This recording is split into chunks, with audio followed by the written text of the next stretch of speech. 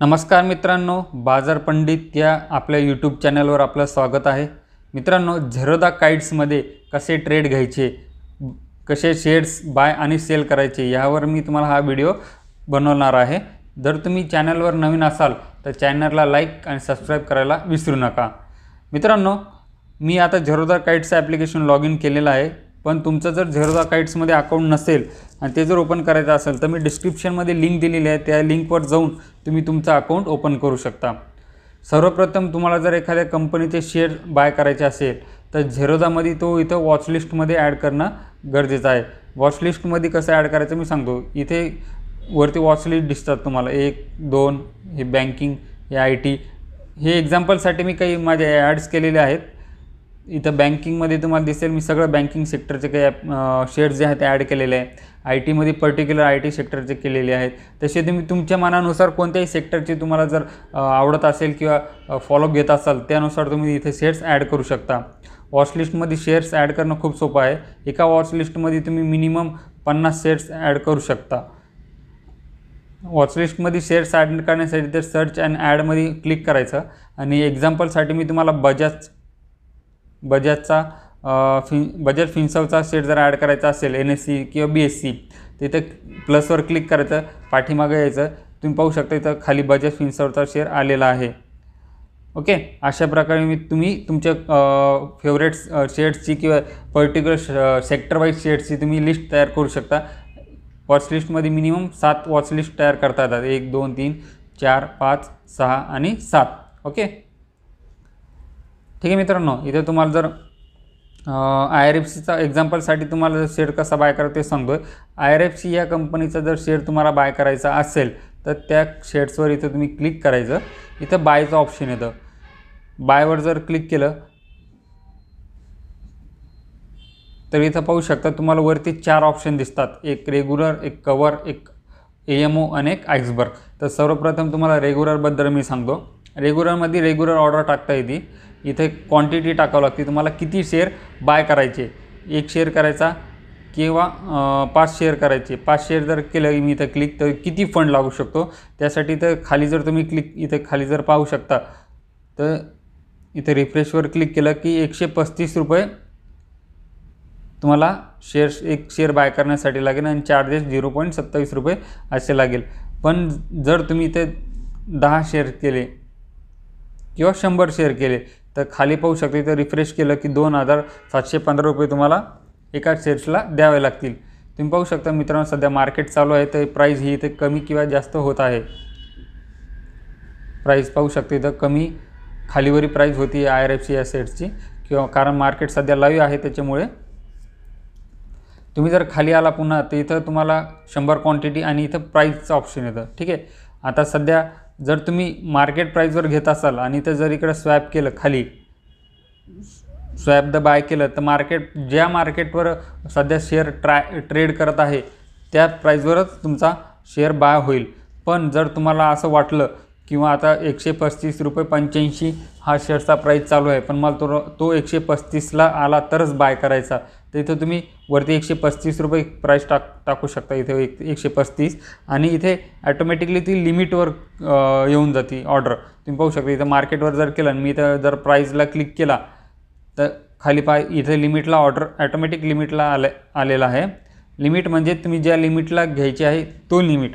Okay, इथं जर आपण केलं 135 रुपये तर 135ला जर शेअर आला तरच तो बाय होईल, पण जर तो 135.10 जरी आला तरी बाय होणार नाही, 135.5 जरी आला तरी तो बाय होणार नाही। तो 135 किंवा 135च्या खाली आला तरच तो तुमचा शेअर बाय होईल। आपण इथं तुम्हाला एक्झाम्पलसाठी दाखवून देतो। ठीक आहे, 135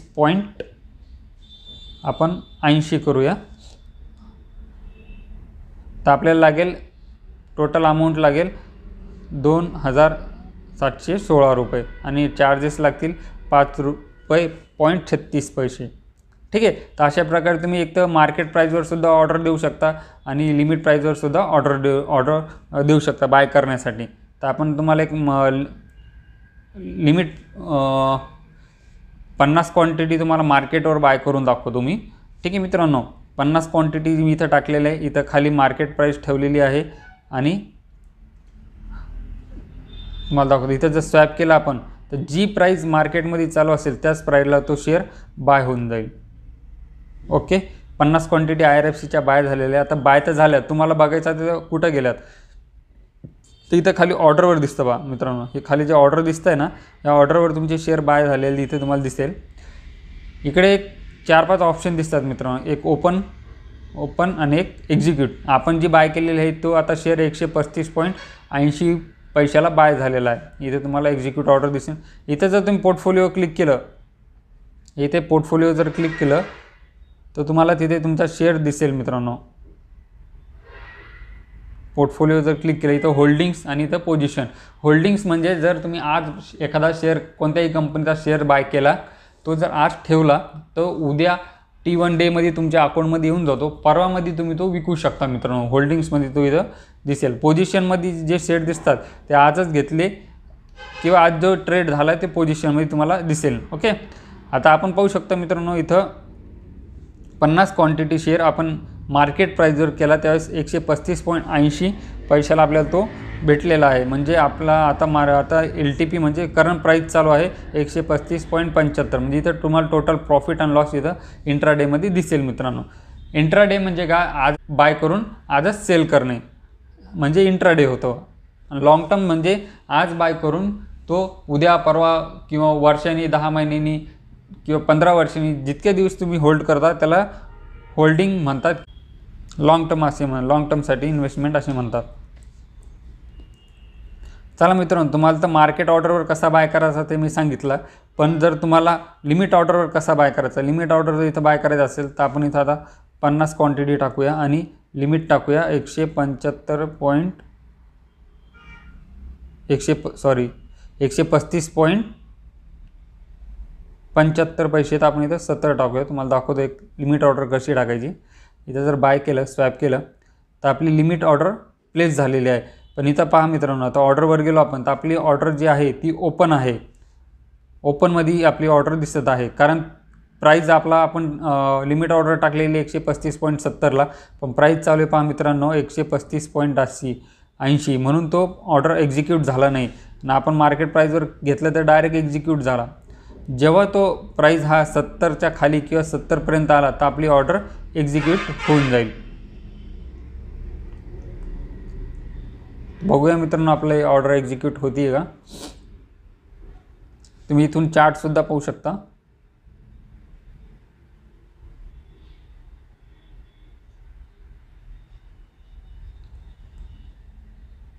चार्ट ॲनालिसिस बी करू शकता मित्रांनो. इकडून तुम्ही चार्टवर गेला की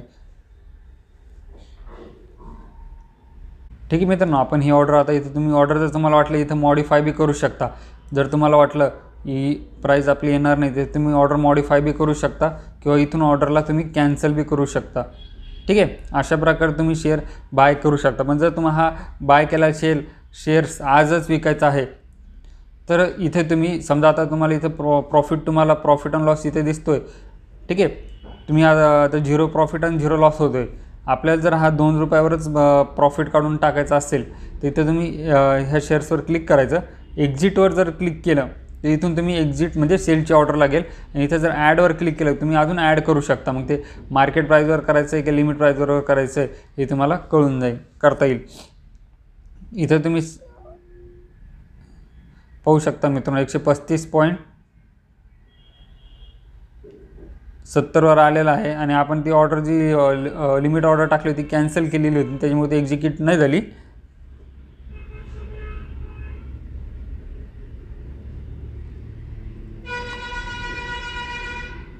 ओके, आता इथून जर तुम्हाला असं वाटतं तर हा शेअर खाली जातो आहे, तुम्हाला जर मायनसमध्ये जात असाल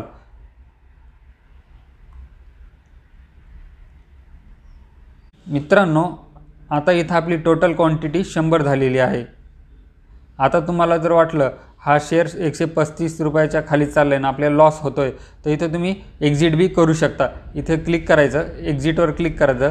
तुम्हाला जर मार्केट प्राईजवर एक्झिट व्हायचं असेल तर इथं खाली स्वॅप केलं की एक्झिट होईल. पण लिमिट प्राईजवर करायचं असेल तर तुम्ही ते लिमिट बी देऊ शकता की मला समजा 1 रुपये मी लॉस सहन करू शकतो. जर तो 1 रुपयाच्या खाली आला तर ॲटोमॅटिक सेल होण्यासाठी तुम्ही तर लिमिट प्राईज किंवा स्टॉप लॉस बी लावू शकता. एस एल म्हणजे स्टॉप लॉस. इथं टार्गेट द्यायचं, टिगर करायचा, इथं टिगर आणि वरती प्राईज राहतं. ठीक आहे, टिगर प्राईज टाकायची समजा 135.60 रुपये 60 पैसे, आणि इथं तुम्ही प्राईस टाकायची 135.55 पैसे. कधीही मित्रांनो लक्षात ठेवा, ट्रिगर प्राईसच्या खालीच इथे वरती प्राईस टाकायची असते. समजा मार्केट जास्त वॉलेटाईल झालं आणि 135.60 ही जर ऑर्डर झेरोदाच्या अकाउंटमध्ये तुम्ही ऑर्डर पडण्याआधी जर ती मिस झाली, तर त्याच्यानंतरचा जो कोणता प्राईस आपण वरी टाकू, बफर प्राईस म्हणतात त्याला, इथं बफर प्राईस टाकायची आणि इथं स्वॅप करायचा. ठीक आहे, ही झाली तुमची एस एल म्हणजे स्टॉप लॉस टाकला, आणि तो बघू शकता लगेच आपला एक्झिक्यूटसुद्धा झाला मित्रांनो. म्हणजे आपले 100 शेअर्स सेलसुद्धा झाले. तर इथं तुम्ही पाहू शकता आपल्याला 15 रुपयाचा लॉस झाला आहे. आपण हा फक्त एक एक्झाम्पलसाठी ट्रेड घेतला होता मित्रांनो. तुम्ही क्वांटिटी 100, 200, 1000 अशी ठेवू शकता, किंवा पण जेवढे कमी क्वांटिटीमध्ये तुम्ही ट्रेड कराल तेवढाच तुम्ही सक्सेसफुल ट्रेडर बनाल मित्रांनो. तर अशा प्रकारे तुम्ही एक झेरोदा अकाउंटमध्ये कोणत्याही कंपनीचे शेअर बाय किंवा सेल करू शकता. हा तर झाला मित्रांनो इंट्राडेसाठी. पण जर तुम्हाला जर एखादा शेअर लाँग टर्मसाठी बाय करायचा असेल तर किती आपल्या अकाउंटमध्ये पैसे असणं गरजेचं आहे. इंट्राडेसाठी जर तुम्ही शेअर घेत असाल तर तुम्हाला झेरोदा अकाउंट मार्जिन अवेलेबल करून देतो, पण कॅश अँड कॅरीमध्ये तुम्हाला जितकी ॲक्च्युअल प्राईज आहे तितकी कॅश असणं अवेलेबल आहे. फॉर एक्झाम्पल तुम्हाला 100 शेअर जर बाय करायचे आहे इंट्राडेसाठी, तर तुम्हाला मिनिमम लागतात 2714 रुपये, कारण झेरोदा तुम्हाला 5 पट मार्जिन अवेलेबल करून देतो इंट्राडेसाठी. पण जर तुम्हाला लाँग टर्मसाठी शेअर घ्यायचा असेल, 100 शेअर घ्यायचे असेल, तर तुम्हाला लागतील इथं पहा मित्रांनो 13,565 रुपये करंट प्राईजच्या नुसार लागतील तुम्हाला. अशा प्रकारे लाँग टर्मसाठी ॲक्च्युअल जी किंमत आहे शेअर्सची तेवढी ते मल्टिप्लाय करतात, आणि तुम्हाला तेवढे कॅश असणं अकाउंटमध्ये गरजेचं आहे. पण या इंट्राडेसाठी बघा मित्रांनो फक्त 1000 क्वांटिटीसाठी झालं. इंट्राडेला तुम्हाला फक्त 2715 रुपयेच लागेल.